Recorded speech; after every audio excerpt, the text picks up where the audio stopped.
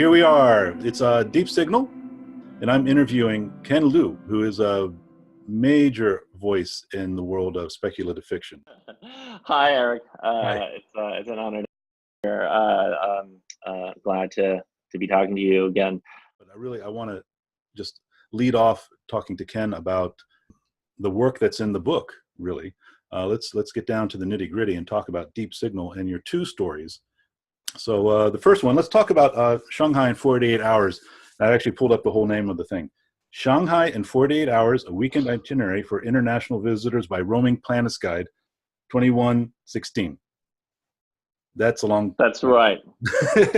So the story came about because they were doing an exhibition in Shanghai, a museum focused on climate change and envisioning Shanghai in about 100 years. And so I was asked to write a story for the exhibit. And so, I wrote the story, and for the actual exhibit itself, they also had me work with an artist who did some amazing augmented reality work with it. I didn't get to go to Shanghai to see it, but from people who went to visit it, I heard it's pretty amazing. It sounds really, really cool. Himalayan, what was the name of the museum? That's the museum. I don't remember it off the top of my head. But yes, that's you can go to my website and I have it over there. I'm sorry, I don't have the name. I'll put links into everything. Yeah. Everyone will get to see the whole visuals. That's excellent. So you retained this story for yourself. You kept the rights so you could republish it. And when our mutual friend Tom Crosshill, the famous writer and public speaker, corporate mogul, we were just joking. Man of many talents. That's right. Speaking of which, we could talk about your many talents as well throughout this interview. But everyone always talks about how you're so multifaceted as a person. And this other writer, Tom Crosshill, introduced us basically, and this was the first story you offered to me, and I read it, and it was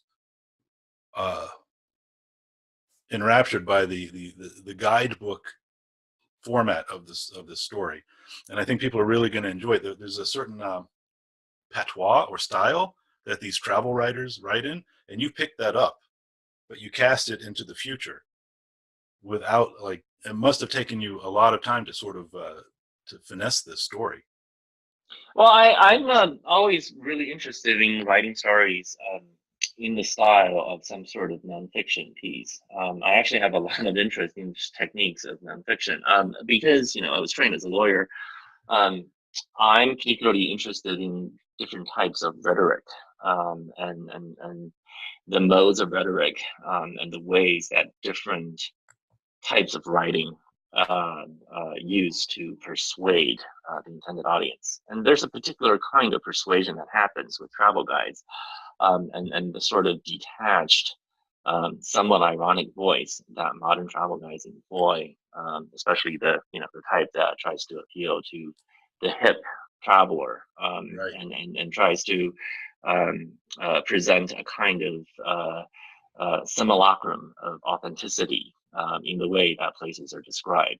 It's always fascinating, as a local, to pick up a travel guide that's written intended for visitors and see what tone is taken, because by reading through these guides, you can sort of see the remnants of imperial and colonial power and the way that the outsider's gaze is turned onto a local area. And so, I wanted to pick up that voice and try to imagine how that voice would be employed in 100 years to describe this Shanghai of the imagination to a foreign visitor. Right. And I wanted to sort of present a vision that's not dystopian, actually, because, one of the issues with Shanghai is that because it is a coastal city and it's relatively flat delta, if sea levels continue to rise, Shanghai will be one of the cities that's going to be under the greatest amount of threat.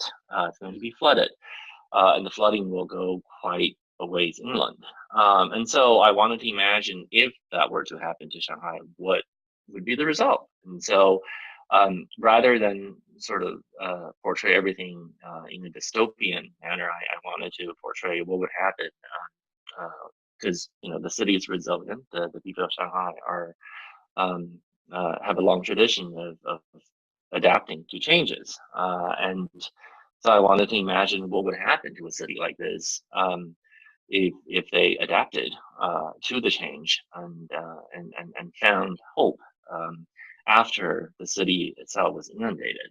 And so that's pretty much how the story came about. And it's a story that features virtual reality, augmented reality, mega engineering, and all sorts of other things. But one of the great things about trying to do it in a travel guide form is that you can talk about all of these things and make it interesting without having to weave a plot around it.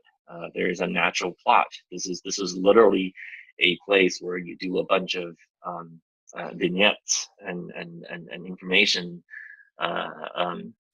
presentation, and it fits naturally with the style.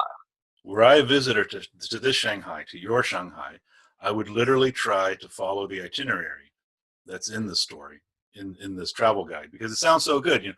Get up 8 o'clock, go down underwater, check out the old the Bund area that's underwater with all these birds. Right. And then it sounds very nice. Go up, have a croissant, have some coffee.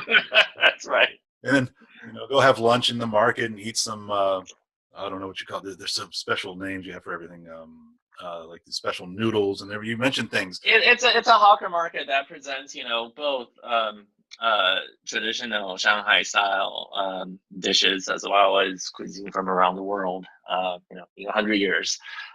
So it should be good. I was actually very hungry as I wrote it. I was like, oh, this will be very cool. Yeah. And the illustration with the market scene, the market stands, you can see all the not all, but a lot of the references from your writing appear on the stalls.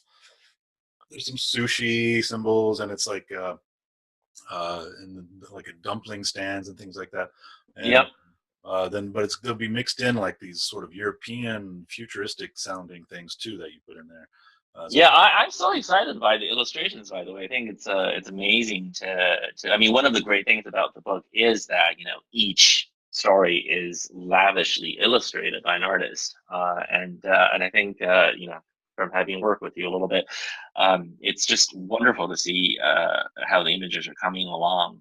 It's so cool to see the actual visual interpretation of the things I was imagining.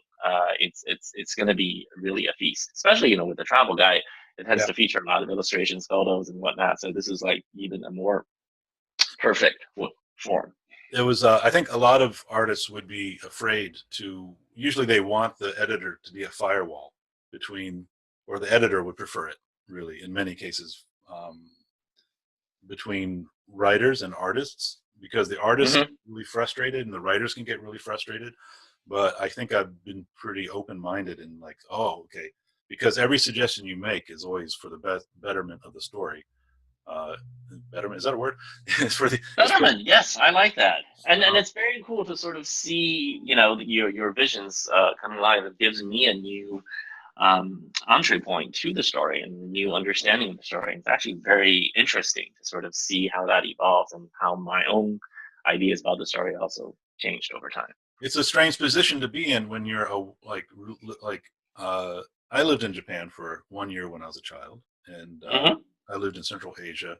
I mean, I've been around the world and lived in different places, absorbed cultures as well as I could. But China has been a place I don't really know that well, so it's very interesting for me. I've been looking at it a lot lately for many reasons. But the having to see it through your eyes, and then having you say, well, that's a little bit too much of this, too heavy of that influence. We want to show some of the old colonial stuff, but don't make it too much. Make sure you show the modern elements that are in the story. And so finally, I think we get the idea. And even with the creation of these mega cities atop the water, which the viewers can see now on the screen because I'll flash them up there, that they're nice, inspired by cityscapes, and these sort of what I associate with modern architects now, like Frank Gehry, and some other architects, but like these modern approaches, trying to make it future. It's very hard to create architecture of the future, because right now Yes. architecture is really insanely good, actually. Yes. When I look around the world, I feel it's like you can't really create too much that is futuristic, because now material in design has evolved so rapidly with digital technology. You know, we've come a long way since cathedrals or cement and steel rods and glass. Right. Now we're getting into even newer material, and to try to build a city that looks impressive to a science fiction fan, for example, Yeah. really difficult. Well, you know, what I find to be kind of fascinating is that in a lot of ways, architecture is always trying to portray visions of the future in the present, because, you know, architects, their products are meant to be there, and they're meant to last Right. for decades, if not centuries into the future. So I think there's a natural tendency in the medium itself not to be for the moment, but for the imaginary future. So, you know, when Art Deco was being developed as a style, it was not meant for the present, it was meant to be futuristic. And so, you know, the idea of what it is you're seeing at the moment, it's always aimed at the future. And in China, that's particularly true. I mean, you know, if you take a look at buildings like the Bird's Nest Stadium and the CCTV Tower, these are all buildings that are not really meant for the present. I mean, they are meant for the presence imagining of the future. And so when we're trying to do a fictionalized account of what the future architecture will look like, it's going to be sort of a doubly removed kind of futurism. It's the futurism of the future, which is even harder to do. So, you know, when I was trying to imagine this, I said, you know, there's no way I can get that right. So I'm just going to try to do something that will feel to the present as a possibility, as something that they can believe. And so I went with the idea of, you know, being inspired by nature. You know, once again, the whole concept of the exhibition and the whole theme of the story is about adaptability, about trying to find something new. And so throughout the story, there's this idea of nature coming back to reclaim the sunken Shanghai while the new city is arising in the west. Yes. And so the idea here is, you know, just as the Bird's Nest Stadium is trying to evoke some idea of nature while also evoking architectural elements from the past, this kind of organic material, you know, using wood and other natural materials.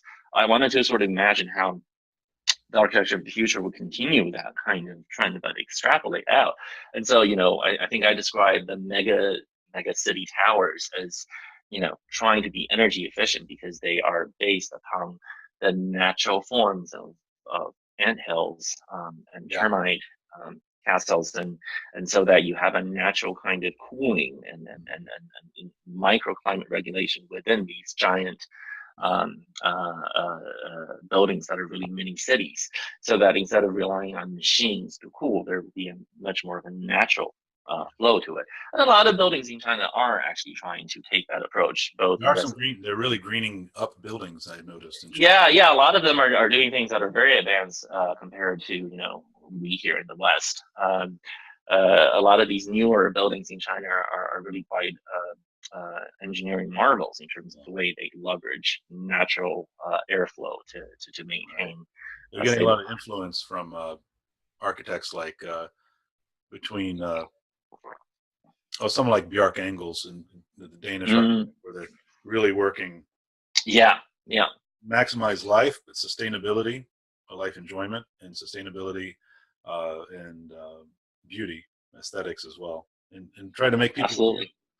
Because some cities are really dead feeling when you go there. There's just concrete walls everywhere, but some cities look very organic and nice, and that's what this the future Shanghai and the mega cities. What happened when I was building the exteriors?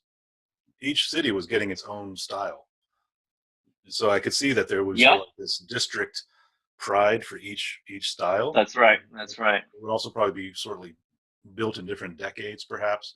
you know, Hmm. so they would all look quite different.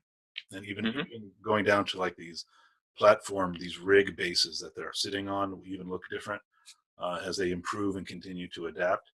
And then when you go into the inside, lots of open parks and in the final the market scene one, there's actually micro domes within the domes, and Yes. it sort of Yes. naturally this evolved. I just sort of did it without any prompting really, and because it seems to just I think that's great. I mean, that is an aspect of natural, that feeling of naturalism, which is, this idea of using fractal scales, yeah. replicating large scale structure at different smaller scales, and having that come out organically.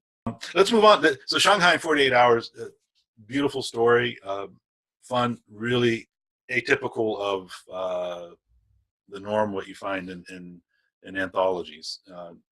Not so much in the art, but the writing, the framework of the story. I really, really want people to check it out just from that. Let's talk a little bit about Love's Mirror. This is Yes. a piece of flash fiction you wrote because I was very keen on getting the artist Stephen Hickman, who's well known to people in the USA as a Yep. fantasy artist, cover artist, does some science fiction. I became familiar with his work back in the days with like Epic Illustrated, which was a Mm, Marvel anthology, and some other books, Savage Sword of Conan. Uh, mm, hmm, hmm. in the 1980s, he was working, and one of our writers, artists, Pat Redding, was his editor back in the 80s back then. So it's kind of a nice connection. Small world, yeah. Oh, Nice. this whole book has got some sort of magic thing going around in it. The painting by Stephen Hickman, you saw it, and we were looking at a few different paintings that he offered, and Hmm. you decided to go with this one. Um, Hmm. and you said I can work up some flash fiction for that. I'm like, you can, and you did one pretty quickly, and I was so happy, and I read it, and I could not believe it. When you see the piece, even from the subject matter down to even the typography, which we've been talking about a bit, Yeah. it reeks of fantasy, which I'm Right. steadfast trying to avoid for Deep Signal, like elves and fairies and trolls. I mean, The little I'm not people. speciesist or racist in that way, but I'm trying to avoid at least in this Deep Signal. Maybe there'll be Deep Signals in the future um, that will be more fantasy, but I wanted this one to be more broad in the storytelling sense and not so genre specific. But the story, when you look at it, go, okay, that's some sort of fantasy story. But when your writing opens it up into a whole other uh, venue, let's say, where it is Yes. completely not what you expect. The book does not belie what is within the content of the story, the book cover, rather, let's say, in this case. And uh, the writing is beautiful and actually has quite Thank a you. bit of emotional impact. And but what I love about your writing, Ken, is that your stories are always just touching, like taking, just scooping off a little bit of our modern present day dilemma and situations, and you're recasting it, and maybe in a futuristic sense, you're heightening things so we become more aware of what is. And this is a story about online dating. Right. Yes, Boom. exactly. And but and you get into this whole fantasy world that people have with their devices, basically. And you've done this before with other stories, and Uh, I'm probably stealing all the words from your mouth about it, but what was your impetus for this story? What really, when you saw that painting, how did you get to what was the bridge between that? Well, I mean, I really liked Stephen's painting. It's very evocative, and it is uh, I think it's so fun to see how visual artists do their work, because again, they're trying to tell a story with a single image. So the image is still, but there has to be a movement in it, both visually and also metaphorically, in terms of this is an image frozen in time. So you have to, as the viewer, imagine, how do we get to be here? What's going to happen next? Why are these characters in this position? What are the small details in the scene that tell us what happened? You're sort of acting like a detective as well as a prophet at the same time as you're viewing the picture, because you have to sort of pick up all the clues and sort of interpret what is the story. And then I think what's interesting for me is, I took that image, I looked at it, which, as you say, is very evocative of fantasy. And I said, oh, it mostly reminds me of the romantic poets, like Wordsworth. Right. And go ahead. In Coleridge. Yes, Wordsworth, Coleridge. And my thought was, oh, okay, so here's what I'm trying to do. I get that feeling, I really like these images, and my thought process is, in order to a lot of, so I don't fundamentally distinguish between fantasy and sci-fi. I think that's a point I've made multiple times. I really don't particularly care about the genre the story is placed into. What I care about is, just I actually don't believe that it's possible to predict the future as a sci-fi writer, or to imagine the future in any way that's more than just simple extrapolation of present trends, and which often come out to be wrong. But what's interesting about sci-fi is not predicting the future; it's rather about the way metaphorically, as you note, heightens or allows us to view our present conflicts and dilemmas in a new light. So I often view fantasy and sci-fi both as really stories about the present. Fantasy often has a pseudo historical feel to it. It sort of sets problems about the present in a fantastical world that's based on historical models, but it's a history that never was. And sci-fi often is also a story about the present, but recast using a language where technology takes the place of magic. But it's also about a future that probably will never come to be. And so I don't really fundamentally see them as different. Fantasy and technology in these stories are metaphors, very explicit, literalized metaphors for something else. And so I wanted to write a story that explores the idea of virtual reality, augmented reality, and which are really just technological extensions of our inner fantasy life, which we've engaged in since time immemorial. And I wanted to tell a story about how to remain human and how to build human connections, which is something that we worry a lot about in the present. Right, and how easy it is to, with technology, to dismiss a whole other human being. Right, which is a major problem that we sort of have to deal with constantly. The way technology makes us less empathetic, and exhausts us. And then I wanted to sort of delve deeper into that, and whether we're complicit really in our own dehumanization in the way that we do things. But I don't tend to write stories that are dystopian, because I don't actually believe that technology fundamentally is good or evil. It really just isn't. It's a tool that magnifies human tendencies, and both magnifies the good parts as well as the bad parts. And so this happens to be a story in which both of those things come to be true. The negative, dehumanizing aspects are emphasized, but also the parts that allow us more freedom and more agency, that also gets emphasized. Yeah, it's utopian. The Shanghai in 48 Hour story is also utopian, sort of following. Sort of. I wouldn't say they're utopian really, because neither of these futures are presented as perfect. Right. They're presented as problematic futures, but hopeful ones. Love's Mirror. Oh, sorry. The system is called. I think the system is called Xanadu, right? I think. Yes.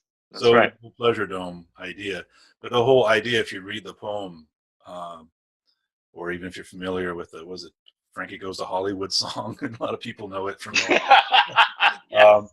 you know, it's sort of about decadence, really. Yes. And yeah, the whole thing about in Coleridge poem, it's really, the whole poem starts off with this like chasm, and they're exploding boulders, and things are flying around, and there's like lonely women playing dulcimers, and Yes. Also, yes. you know, it was a real trippy poem. And in Shanghai, Wow. You know, he was on the trip, so yes. yeah, Shanghai in 48 hours, it's almost like they're living atop the ruins of another age. Yes. Yes. And the people will see in the colors, I think, that I put in the story, that I feel like underwater, it's almost like a cemetery feeling, this sort of monochromatic feeling. When you get into the cities and the nightlife, there's full of color.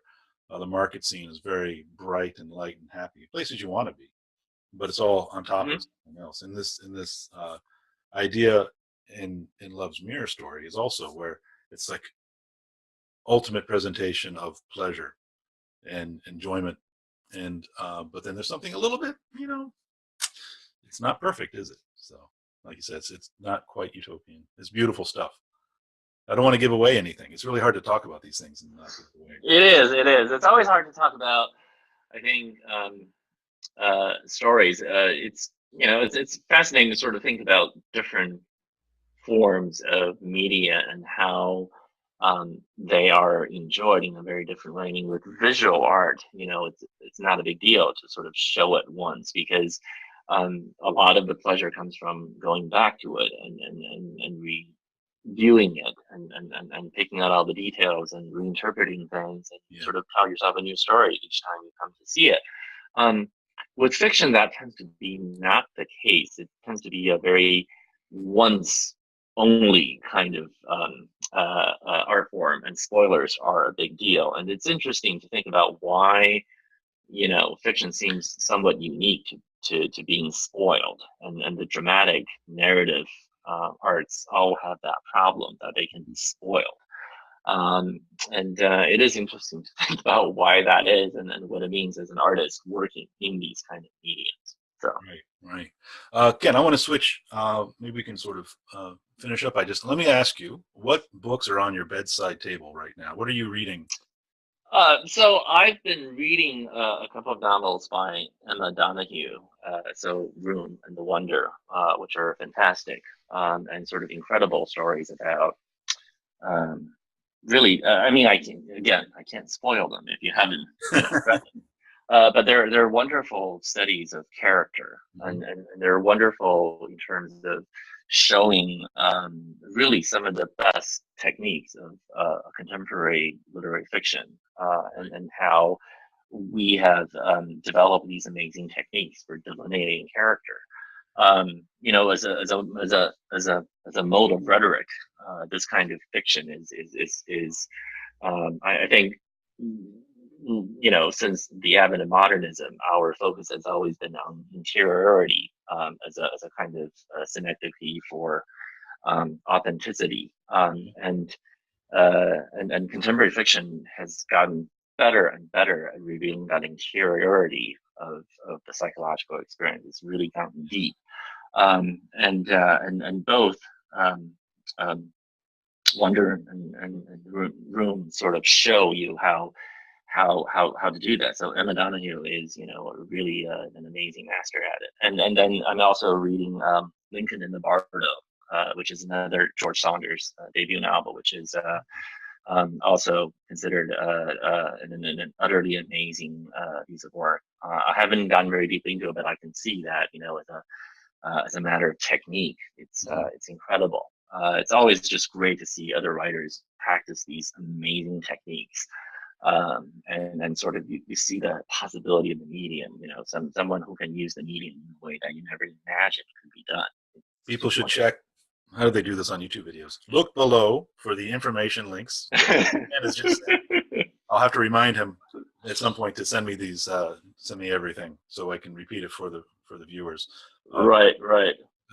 To also be selfish, I want to follow up on this for myself as well, because since I started Deep Signal, these books have just been flying into my life, and my reading list is just the books by my bedside are.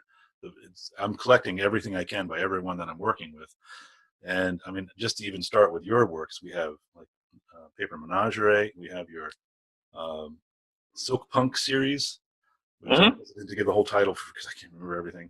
It's the Dandelion Dynasty, and the first book is called The Grace of Kings, and the second book is called The Wall of Storms, and I'm actually working on the third book right now. Yeah, and Stephen Hickman picked up your work as audiobooks, I believe.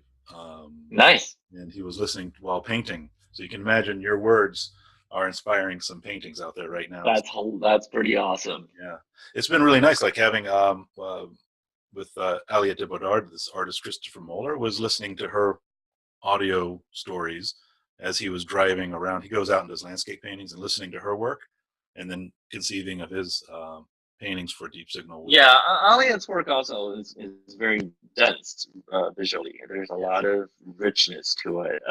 She takes one paragraph and sort of sketches out for you a whole world.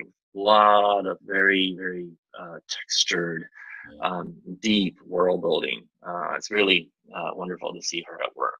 Yeah, she throws people into the deep end and doesn't give them a lifeline. She just lets sink or swim, understand where you're at, and get to the end of the story, and there's a big reward. Or it's really like heavy stuff, which also I could feel for your work as well. It's these contrasts of writing styles with everyone within the book. It's beautiful stuff, and I hope the readers appreciate it, not just from the artwork, but also from the written word. It's all about storytelling and all about the best that I can sort of procure as a editor, and through my various connections, and just really, it's a work of love I'm bringing to the world.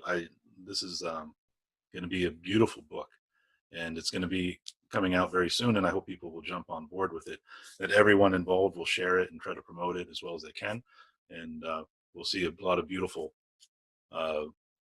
finished stories as a result of this. And then I can't wait to see it. I think it's going to be amazing. Yeah. You'll get many copies in your hands, so you can and deluxe editions. Hopefully we'll have the whole thing within it. Oh, that would be so cool. Tin box with the cover, and then inside there'll be a broadsheet, like a broadside, will have the cover with the poem by Andrea Yurtovich in it, and there will be also postcards of artwork without the text on the front, so you can see the artwork without the layout type on it, the copy, and then the book itself will be very beautiful, and hopefully we'll get it up into hardcover. It all depends on how many people back this book, so we'll see where it goes from there. But Ken, I want to thank you very much for your time, and as always, it's been really enlightening and very much a pleasure to talk to you. Thank you so much. It's been just wonderful to talk to you again. And I think very soon people will be jumping on board with this, and we'll be enjoying your work with Stephen's work and with my work. I keep forgetting I'm in there. Absolutely, with your work. You cannot forget that. Yes. Excellent. All right, Kent. Well, have a nice, I think it's still daytime in Boston. It's nighttime for me. So. Okay. You have a good night now. All right, Ken. Bye. All right. Take care. Bye-bye.